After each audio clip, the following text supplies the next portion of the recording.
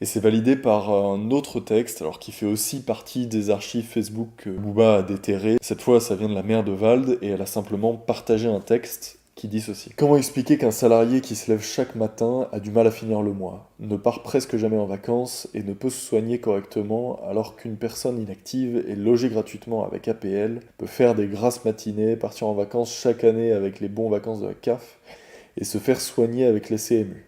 Bien mieux qu'un salarié qui n'a le droit à rien de tout ça.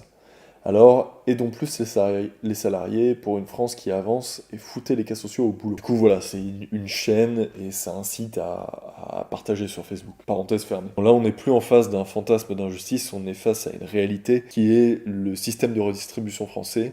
D'ailleurs, Kelly Yaffa a fui, puisqu'il s'est expatrié à Miami, mais même il le dit. À un moment, il dit là, trop c'est trop. Bon, pour sa décharge, déjà que c'est lourd pour la mère de Vald, on imagine bien que, vu ce que gagne Booba, c'est d'autant plus lourd, ça se comprend. Mais oui, en France, on a un des systèmes les plus redistributifs au monde, et là, on est face à une réalité sociale qui, certes, est moins bandante et moins cinématographique, mais qui est bien plus répandue. Et si on retourne voir le texte, on peut comprendre le sentiment d'injustice quand les mecs pissent dans l'ascenseur et vous le traitent de sale français, et qu'on sait qu'on les paye avec les impôts et autres taxes qu'on paye en excès. Le sentiment de trahison envers un État comme ça qui nous prend de nos poches et qui le met dans celle de celui qui pisse dans l'ascenseur, eh bien, il fait naître un sentiment d'injustice, c'est normal. Et autant le système de redistribution que la réalité de ces quartiers, la réalité d'Aulnay-sous-Bois, Booba ne la vit pas. Booba, lui, il vit la réalité des espèces de ghettos à Miami, où on est tout confiné dans les espèces de quartiers où toutes les maisons sont pareilles et tout le monde est riche. Et ce dont il se moque, là, bah, c'est de la France. C'est cette France qui, elle, subit le système redistributif,